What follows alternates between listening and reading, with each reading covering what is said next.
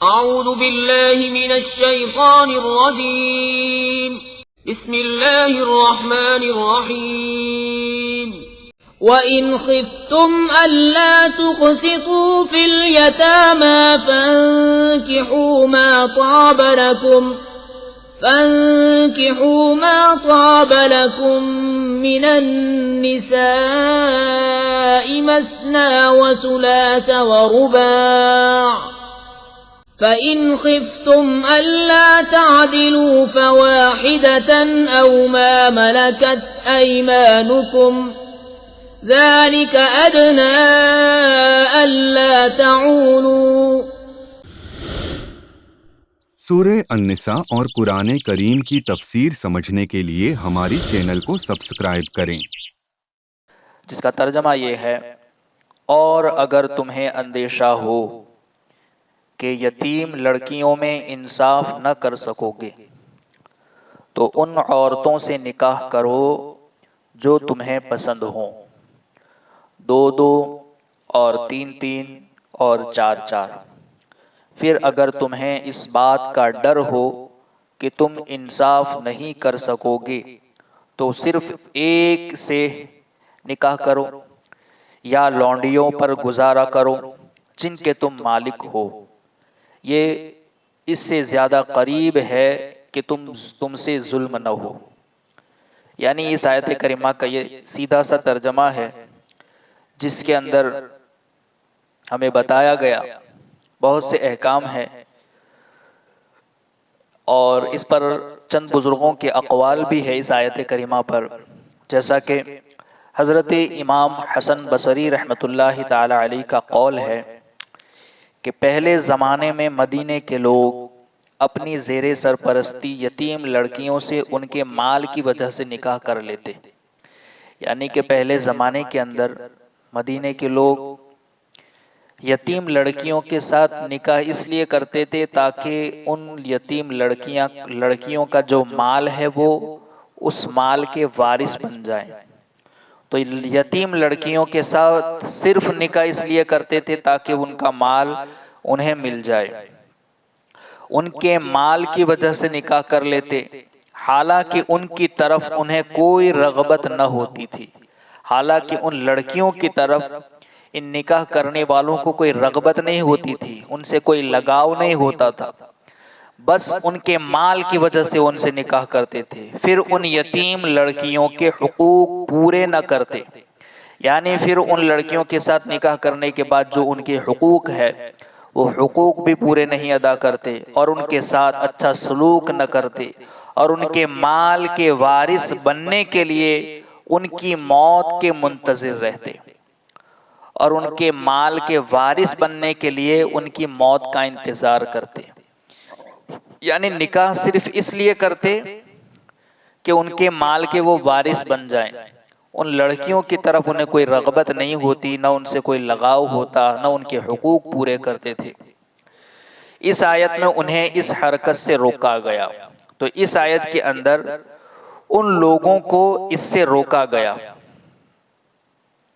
کہ صرف مال کی وجہ سے یتیم لڑکیوں سے نکاح نہ کرو۔ اگر تمہیں اندیشہ ہو کہ یتیم لڑکیوں میں انصاف نہ کر سکو گے تو ان عورتوں سے نکاح کرو جو تمہیں پسند ہو۔ یعنی اگر انصاف نہ کر سکنے کا تمہیں یقین ہو تو پھر ان سے نکاح کرو جو تمہیں پسند ہو، جن کے ساتھ تم انصاف کر سکو۔ دوسرا قول یہ ہے کہ لوگ یتیموں کی سرپرستی کرنے سے تو ناانصافی ہو جانے کے ڈر سے گھبراتے تھے، لیکن زنا کی پرواہ نہ کرتے تھے۔ یعنی کہ یتیموں کی سرپرستی اور ان کے ساتھ ناانصافی ہو جانے کے ڈر سے تو گھبراتے تھے، لیکن زنا سے نہیں ڈرتے تھے۔ یتیموں کے ساتھ سلوک کرنے یا ان کے ساتھ ناانصافی کرنے سے تو انہیں ڈر تھا، مگر زنا کرنے سے انہیں ڈر نہیں تھا، اس کی کوئی پرواہ نہیں تھی۔ تو انہیں بتایا گیا کہ اگر تم ناانصافی کے اندیشہ سے یتیموں کی سرپرستی سے گریز کرتے ہو تو زنا سے بھی خوف کرو۔ یعنی وہ لوگ ڈرتے، کچھ ایسے بھی تھے کہ جو یتیموں سے نکاح اس لیے نہیں کرتے تھے کہ ان کے ساتھ ناانصافی ہو جائے گی یا حقوق ادا نہیں کر پائیں گے، تو اس وجہ سے تو وہ ڈرتے تھے، سرپرستی سے بھی اور ان کے ساتھ نکاح سے بھی، مگر زنا کرنے سے باز نہیں رہتے تھے۔ تو انہیں بتایا گیا کہ جس طریقے سے تم ناانصافی اور زیر سرپرستی سے گریز کرتے ہو تو پھر زنا سے بھی خوف کرو، اور اس سے بچنے کے لیے جو عورتیں تمہارے لیے حلال ہیں ان سے نکاح کرو۔ اور اس سے بچنے کا ایک طریقہ یہ ہے زنا سے کہ وہ عورتیں جو تمہارے لیے حلال ہیں، تمہاری بیویاں ہیں، تمہاری لونڈیاں ہیں، جو اس زمانے میں ہوتی تھی، جن کے انسان لوگ مالک ہوتے تھے، تو مالک ہونے کی وجہ سے وہ لونڈیاں ان کے لیے حلال ہوتی تھی۔ تو جو تمہارے لیے جو عورتیں حلال ہیں، تمہاری بیویاں، ان سے نکاح کرو اور حرام کے قریب مت جاؤ، یعنی کہ ان عورتوں سے نکاح کرو جو تمہارے لیے حلال ہے، اور یہ طریقہ ایسا ہے کہ جس کی وجہ سے تم زنا سے بچ جاؤ گے۔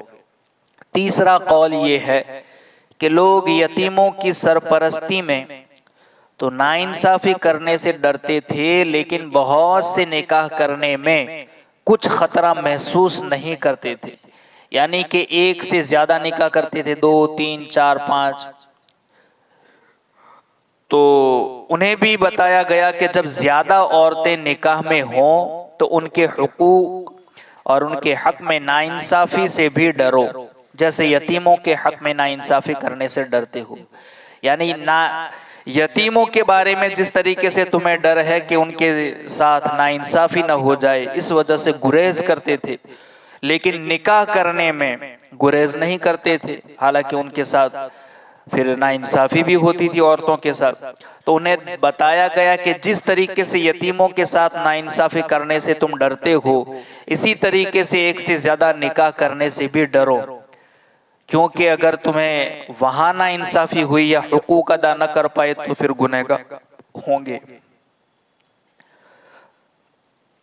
جیسے یتیموں کے حق میں ناانصافی کرنے سے ڈرتے ہو، اتنی ہی عورتوں سے نکاح کرو جن کے حقوق ادا کر سکو، یعنی کہ جتنی عورتوں کے تم حقوق ادا کر سکتے ہو اتنی ہی عورتوں سے نکاح کرو، اس سے زیادہ عورتوں سے نکاح نہ کرو۔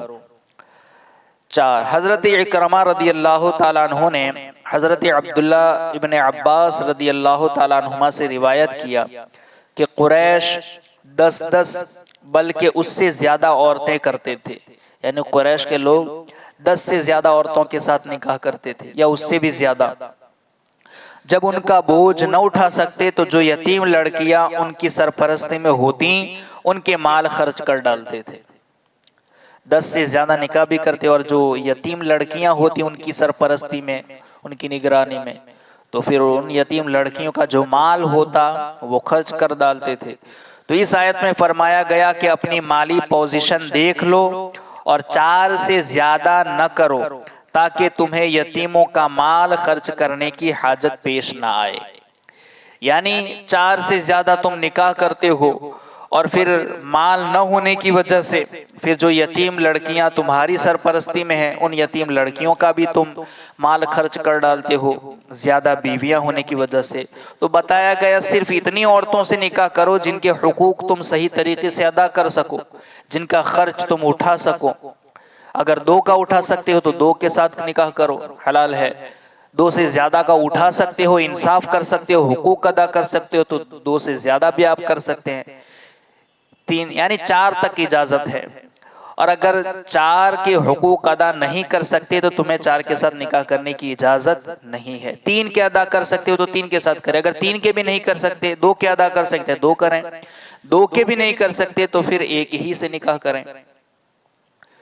نکاح سے متعلق چند ضروری مسائل ہے، سماعت فرما لیں۔ نمبر 1، اس آیت سے معلوم ہوا کہ آزاد مرد کے لیے ایک وقت میں 4 عورتوں تک سے نکاح جائز ہے، یعنی ایک وقت میں وہ 4 عورتوں سے نکاح کر سکتا ہے، 4 سے زیادہ نکاح نہیں کر سکتا۔ ایک وقت میں 4 ہی بیویاں وہ رکھ سکتا ہے۔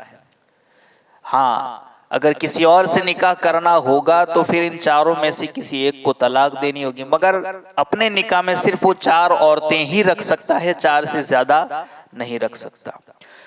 دوسرا، تمام امت کا اجماع ہے کہ ایک وقت میں 4 عورتوں سے زیادہ نکاح میں رکھنا کسی کے لیے جائز نہیں، یعنی اس بات پر پوری امت کا اجماع ہے کہ ایک وقت میں 4 بیویوں سے زیادہ کوئی انسان نہیں رکھ سکتا، سوائے رسول اکرم صلی اللہ تعالی علیہ وسلم کے۔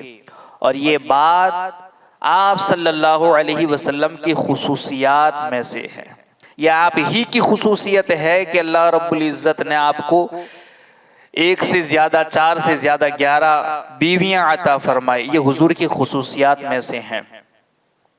مگر ان کے علاوہ کسی امتی کے لیے یا کسی بھی مرد کے لیے 4 سے زیادہ بیویاں رکھنے کی اجازت نہیں ہے، اس بات پر پوری امت کا اجماع ہے۔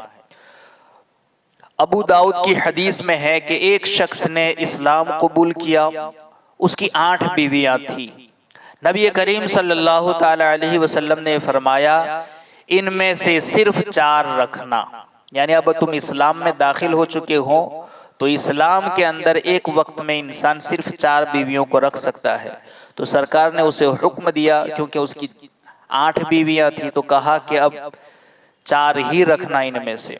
فَإِنْ خِفْتُمْ أَلَّا تَعْدِلُوا، پھر اگر تمہیں عدل نہ کر سکنے کا ڈر ہو۔ کیا مطلب؟ آیت میں 4 تک شادیاں کرنے کی اجازت دی گئی، لیکن اس کے ساتھ ہی فرمایا کہ اگر تمہیں اس بات کا ڈر ہو کہ ایک سے زیادہ شادیاں کرنے کی صورت میں سب کے درمیان عدل نہیں کر سکو گے، انصاف نہیں کر سکو گے، تو صرف ایک سے شادی کرو۔ اگر واقعی تمہیں یقین ہے کہ انصاف کر سکو گے اور جتنا وقت اسے دیتے ہو دوسری کو دے سکو گے، جتنا اس کے لیے خرچ کرتے ہو دوسری کے لیے بھی، یعنی بالکل انصاف کے ساتھ اگر آپ عدل کر سکتے ہو تبھی اجازت ہے، اور اگر یقین ہے کہ انصاف نہیں کر سکو گے تو دوسری شادی کی اجازت نہیں ہے، صرف ایک ہی کرے۔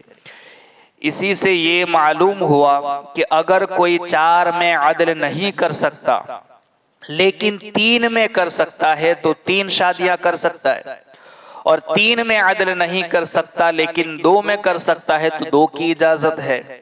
یہ بھی معلوم ہوا کہ بیویوں کے درمیان عدل کرنا یہ فرض ہے۔ کیا ہے؟ فرض ہے، اور اگر فرض کی ادائیگی میں کوتاہی ہوئی تو پھر بندہ گنہگار بھی ہوگا۔